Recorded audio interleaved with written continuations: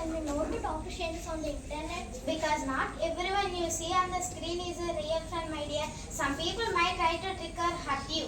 And what if someone I don't know sends me a message? Never reply to it. Show it to me right away. I am here to protect you. Can I share my password with my best friend? No dear, your password is like key to our home. You should never give to anyone except me or your dad. And if someone asks me to send them a picture? Never, my dear. Your photos are private and no one has right to ask for them. But why? Isn't it just a photo? Because some people can misuse it in bad ways. That's why you must share your photos our families unless say it's okay. Can someone trick me with the link or a game? Yes, some links hide virus or scams, so don't open anything you don't know. Always ask me first. So mom, is the internet all dangerous then? No dear, the internet is like ocean full of wonder and fun. But if you use it carelessly, we might drown. So we use it wisely and safely with others guiding us. I got it now, mom. I can learn and play, but carefully with you beside me. Exactly, my girl. You are smart. If you follow these rules, you will always be safe and happy.